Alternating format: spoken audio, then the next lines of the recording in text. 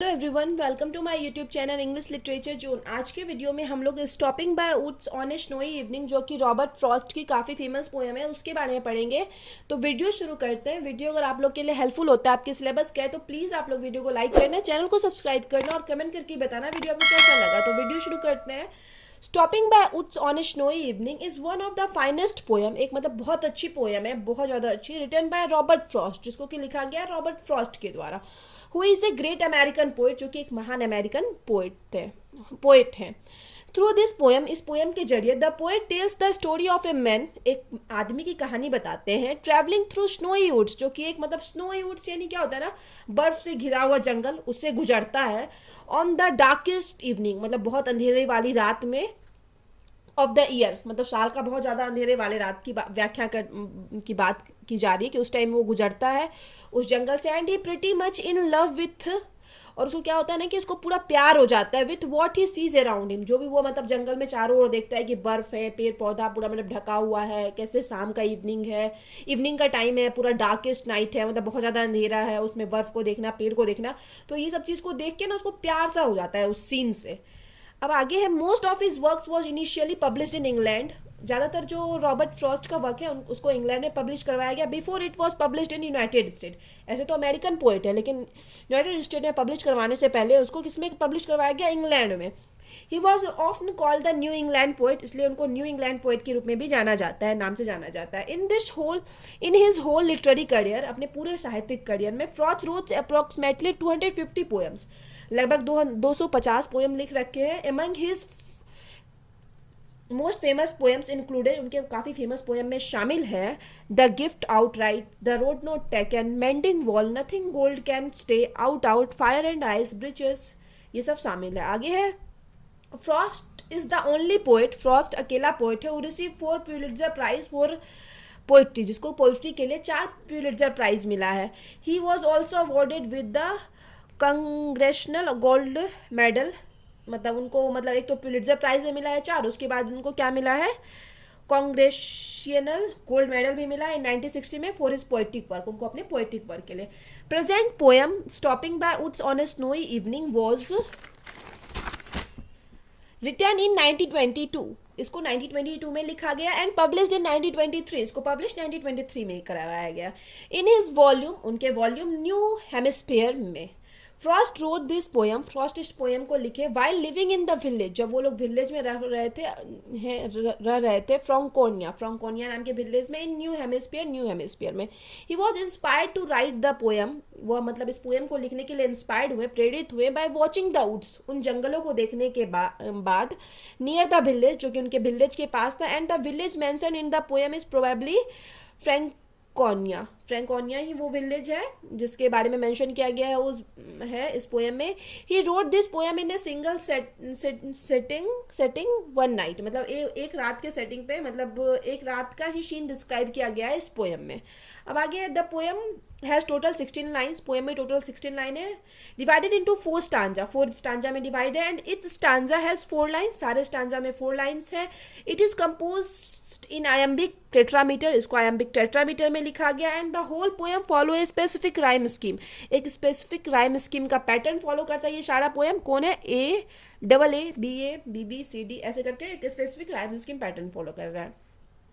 फिर आगे है the narrator of the poem, poem का जो नरेटर मतलब लेखक है, वक्ता है, stopping by woods on a snowy evening, stops by some woods on his way one evening, वो क्या होता है ना, उनको रोक लिया जाता है कुछ जंगलों के द्वारा एक शाम में। The narrator knows the owner of the woods, अब नरेटर जान रहे हैं उस वुड्स के जंगल के ऑनर के बारे में जो उसका मालिक है, and also knows that he lives in a village, वो यह भी जानते हैं कि वो उनके विलेज में रहता है। He is enjoying his movement in solitude, अब वो सॉलिट्यूड इट मीन्स अकेलेपन में अपने मूवमेंट को एंजॉय कर रहे हैं, उस जंगल को देख रहे हैं, and is a bit relax thinking, और थोड़ा रिलैक्सड होके मतलब सोच रहे हैं, that the owner can not see the narrator, कि वो जो इस मतलब जंगल का जो मालिक है वो अभी लेखक को देख नहीं पा रहा नरेटर को। Therefore he can continue watching the natural beauty of the snow covered woods, इस वजह से वो क्या कर सकते हैं, मतलब कंटिन्यू देख सकते हैं, ये जो मतलब जंगल पूरा कवर है ना स्नो से, उस चीज़ को कंटिन्यू देख सकते हैं। In the second stanza, second stanza में, the narrator of the poem, इस पोएम के जो नरेटर है, सेज कहते हैं दैट हिज डियर हॉर्स, कि उनका जो प्रिय हॉर्स है, whom ही यूजिंग एज हिज कैरेज, जो उसको जिसको कि वो सवारी के रूप में हमेशा यूज करते हैं और अभी भी उसी पे हैं, मस्ट थिंक इट, वो मतलब कंफर्म ये सोच रहा होगा, strange to stop here between the woods, कि मतलब हॉर्स जो कि हमेशा अपने घर के पास जाके रुकता था, मतलब जो भी उनका कंफर्म स्थान होता था वहां जाके रुकता था, बट अचानक से जंगल में रुकना, उनको लग रहा है कि उनका हॉर्स भी जो है, घोड़ा भी, वो सोच रहा होगा कि कितना स्ट्रेंज है, अजीब है ऐसे यहाँ पे रुकना बीच में, जंगल के बीच में। As he normally stop near a farm house, और नॉर्मली वो कहाँ स्टॉप होता था, फार्म हाउस के near. The narrator calls his horse, अपने घोड़े को बोलते हैं माई लिटिल हॉर्स, मेरे छोटे घोड़े, ऐसे प्यार से बोल रहे हैं। As it is very dear to him, इससे पता चलता है कि वह उनका काफ़ी प्रिय है। और may be the horse is a little one, कि शायद ये भी हो सकता है कि हॉर्स जो है वो थोड़ा छोटा है। One of the sense a pony, एक पोनी मतलब एक छोटा टाइप का घोड़ा का प्रजाति आता है ना, तो उसी टाइप का घोड़ा है यहाँ पे हम लोग इमेजिन कर रहे हैं। It may also suggest that, और यहाँ से ये भी पता चलता है दैट, मतलब ये भी हो सकता है, the speaker is humble and ordinary citizen, कि स्पीकर जो है नम्र और एकदम मतलब ऑर्डिनरी हम लोग की तरह मामूली इंसान है, and can not afford to buy an expensive horse, और वो एक बहुत अच्छा घोड़ा नहीं खरीद सकते हैं। ही फर्दर सेज, उसके बाद वो आगे कहते हैं, हम यहाँ पे पोएम का 2 लाइन मेंशन किए हुए हैं, फिर आगे है, ठीक है, between the woods and frozen lake the darkest evening of the year, means, अब इसका अर्थ समझाए हुए, the weather is cold enough to freeze a lake, मतलब इतनी ठंडी है ना उस टाइम की, लेक में भी बर्फ जमा रहे वो, मतलब तालाब में भी बर्फ जम जाए। द वर्ड डार्केस्ट इवनिंग, और यहाँ पे जो पोइट यूज किए हैं word darkest evening, could suggest several things, यहाँ पे ढेर सारा चीज सजेस्ट कर रहा है। May be the narrator was very depressed, ये हो सकता है कि नरेटर बहुत ज़्यादा डिप्रेशन में हो, due to his long journey, अपनी लंबी यात्रा के दौरान, और द कोल्ड वेदर जो मतलब उनको सामना करना पड़ा, एकदम ठंडी ठंडी, बताएं कि जंगल पूरा बर्फ से ढका हुआ है, तो इस वजह से इस इवनिंग को वो डार्केस्ट कर रहे हो। और दूसरा रीजन क्या हो सकता है, अदरवाइज, या तो फिर it may also refer to the longest night, या हो सकता है ये सबसे लंबी रात हो ऑफ द ईयर, साल की, the night with the most hour of darkness, जिसमें जब सबसे ज्यादा मतलब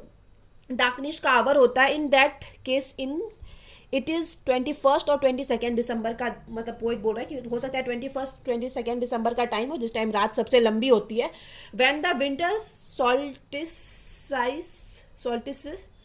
ऑक्योर्स इन नॉर्थर्न हेमिस्फीयर, मतलब नॉर्थर्न हेमिस्फीयर में जब यहाँ पे बहुत ज़्यादा मतलब लॉन्गेस्ट क्या होती है, रात होती है, तो मतलब उसी के बारे में पोइट हो सकता है कि बात कर रहे हो। अब आगे है, as the horse can not talk, जैसे कि घोड़ा बात नहीं कर सकता, but the poet can read his mind, लेकिन पोइट उसके माइंड को पढ़ सकते हैं। ऐसे भी आप लोग कोई भी मतलब जानवर रखिएगा तो आप मतलब दूसरा भले कोई नहीं समझ पाए जानवर को क्या चाहिए,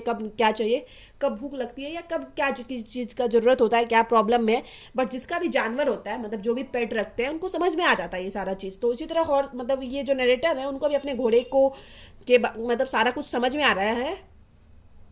तो his mind show the horse shakes his head, horse क्या कर रहा है, अपना हेड हिला रहा है। Ringing the bell attach to his harness, अपने उसके हार्नेस से जुड़ा हुआ जो बेल है, हार्नेस यानी घोड़ा को जिससे बांधा जाता है, तो उससे जुड़ा हुआ जो बेल है वो बजा रहा है। The poet knows that, poet जानते हैं, the horse is shaking his bells in order to ask, poet जो अपना हार्नेस हिला रहा है और वो बेल बज रहा है हॉर्स के गले, या जो भी घंटी बज रही है, घंटी जो लगी हुई है,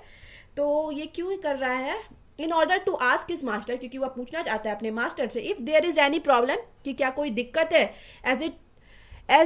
it is unusual for him, क्योंकि यह जो है उसके लिए अनयूजुअल है, मतलब असामान्य है,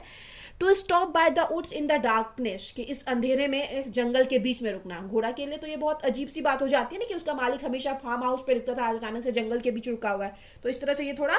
घोड़ा मतलब बता रहा है कि घोड़ा ये जानना चाहता है उनका। इन दिस स्टांजा, इस स्टांजा में of the poem, poet usage A sound, poet use कर रहे हैं साउंड इमेजरीज का यूज कर रहे हैं। देयर इज ओनली 3 साउंड्स, यहाँ पे 3 साउंड का प्रयोग किया गया। The sound of harness bell की आवाज को, लाइट विंड जो उस टाइम हवा जो चल रही है उसकी आवाज को, एंड द स्नो फ्लैक्स, और बर्फ का जो मतलब टुकड़ा होता है उसकी आवाज को। Last in stanza of this poem, इस पोएम का जो लास्ट स्टांजा इंडिकेट्स, वह दिखाता है that narrator is enjoying the scenes, कि नरेटर इस सीन्स को बहुत एंजॉय कर रहे हैं, बहुत खुश है, and wants to do show for long, और चाहते कि यह मतलब बहुत देर तक वो जंगल को देखते रहे, पहाड़ को मतलब बर्फ को देखते रहे, but he has other responsibilities in life, लेकिन क्या है उनको मतलब लाइफ में और भी बहुत सारी रिस्पॉन्सिबिलिटीज है। So he can not get the enjoyment for long इसलिए वो क्या कर सकते हैं, उनको मतलब देखना अच्छा लग रहा है फिर भी बहुत लंबे टाइम तक इस चीज़ को नहीं देख सकते. He has to move on, मतलब उनको क्या होगा, आगे बढ़ना होगा. नरेटर फर्दर सेड, नरेटर आगे कहते हैं, and miles to go before I sleep, and miles to go before I sleep. ये सेम लाइन रिपीट करते हैं. हियर स्लीप में रिफर टू, यहाँ स्लीप का मतलब अर्थ हो सकता है टू डेथ, डेथ से. वी हैव मैनी थिंग्स, मतलब हम लोग की लाइफ में भी क्या होता है, ढेर सारा चीज होता है इन आवर लाइफ में टू एंजॉय करने के लिए. बट इन मोस्ट केसेस, लेकिन ज़्यादातर केसेस में क्या होता है, we can not simply, because क्योंकि हम लोग मतलब साधारण नहीं होते हैं, because we have other things, क्योंकि हम लोग को ढेर सारा दूसरा चीज़ होता है to do in our short life span. अपनी लाइफ का जो जितना भी टाइम हमको मिला है उसमें और भी बहुत सारा चीज़ करने के लिए होता है. So we have to move on, मतलब हम लोग को अपने एंजॉयमेंट से निकलना पड़ता है, क्योंकि लाइफ में हम लोग को ढेर सारी रिस्पॉन्सिबिलिटीज़ होती है, तो इस वजह से आगे बढ़ना पड़ता है. यहाँ पे पोएट वही सेम चीज़ व्याख्या कर रहे हैं. अब आगे है, सम क्रिटिक्स इंटरप्रेट इट, और कुछ जो आलोचक है इसको इस तरह से इंटरप्रेट व्याख्या करते हैं इन ए डिफरेंट वे, अलग तरीके से. The wood here also suggest the distraction, कि वुड को कैसा क्या माना गया, डिस्ट्रैक्शन, जो आपको क्या कर दे, अपने मोटिव से हटा दे. मतलब जो भी आपका काम है ना, मतलब वो एक डिस्ट्रैक्शन के रूप में, मतलब अपने काम को ज़्यादा अटेंशन नहीं दे पा रहे हैं, तो इस तरह से उसको डिस्ट्रैक्शन हो जाए किसी और चीज़ से. जैसे मतलब एग्जांपल, हमको क्या करना है ना, पढ़ाई करना है, तो अब हम पढ़ाई कर रहे हैं, फ़ोन से हमको डिस्ट्रैक्शन हो रहा है, तो मेरा काम है पढ़ाई करना, लेकिन फ़ोन की वजह से हम डिस्ट्रैक्ट हो जा रहे हैं, तो यही हो गया कि मेरा अटेंशन कम हो जा रहा है पढ़ाई पे, तो वही डिस्ट्रैक्ट हो रहे हैं. And the temptation in the journey of our life, मतलब क्या बोल रहा है कि पोएट की ये जो वुड है ना, वो क्या कर रहा है, जंगल की लाइफ में हम लोग के एक मतलब डिस्ट्रैक्शन ला रहा है, और टेम्पटेशन एक मतलब हम लोग के अंदर लोभ जगा रहा है, ठीक है, लाइफ के इस जर्नी में. द पोएट में मीन दैट, पोएट का कहने का अर्थ है, we should not pay heed to this outward temptation, की ये जो आउटवार्ड जो चीज़ें होती है जो हम लोग को डिस्ट्रैक्ट करती है, उन सब पे हम लोग को क्या नहीं, ध्यान नहीं देना चाहिए. We should focused on our goal, हम लोग को अपने गोल पे फोकस करना चाहिए. And try to reach it in the time, और टाइम पे कोशिश करनी चाहिए वहाँ पे पहुँचने की. जैसे पोएट क्या किए, जंगल के रास्ते में रुक गए और बहुत देर तक देखते रहे, उस सीन को एंजॉय करते रहे, तो वैसा नहीं करना चाहिए. ऐसा मतलब अलग शब्दों में इसका ये भी अर्थ निकाला जा सकता है पोएम का. बाकी है, we must fulfil our duties, हम लोग को अपनी ड्यूटीज पूरी करनी चाहिए. बिफोर वी डाई, मरने से पहले जो भी हम लोग का काम है. So we have no time look at other things on the way, इसलिए हम लोग के पास क्या है, टाइम नहीं है जो रास्ते में बहुत सारी चीज़ें हम सबको देखने के लिए. अब आगे है 10. इस प्रकार stopping by woods on a snowy evening is one of Frost best known work है फ्रॉस्ट का. And explores the theme of obligation versus man desire. ये हम लोग को दिखाता है कैसे रुकावट आती है मेंस के डिजायर, मतलब इंसान का जो इच्छा होता है उसके, for piece of mind, mind की शांति के लिए जो इच्छा होता है उस चीज़ में कैसे बाध्यता आती है. While the narrator wants to stop, कि नरेटर रुकना चाहता है, and admire the world around him, और मतलब प्रशंसा करना चाहता है जो अपने चारों तरफ वो देख रहा है, जंगल देख रहा है, बर्फ देख रहा है. And the peace he finds in nature, और जो उसको शांति मिल रही है उस नेचर के पास जाके. बट लेकिन ही नोस, लेकिन वह जानता है, he has obligation to keep, मतलब वह यह चीज़ करने के लिए बाध्य है. So he must move on, इसलिए वह मतलब आगे बढ़ता है, जानता है कि वो इस चीज़ को कंटिन्यू नहीं रख सकता, और भी ड्यूटीज़ है उसकी लाइफ में. तो यहाँ पे जो है ख़त्म होता है वीडियो. अगर आपको वीडियो अच्छा लगा तो प्लीज़ आप लोग वीडियो को लाइक करना, चैनल को सब्सक्राइब करना, और कमेंट करके बताना वीडियो को कैसा लगा. मिलते हैं नेक्स्ट वीडियो में नेक्स्ट टॉपिक के साथ.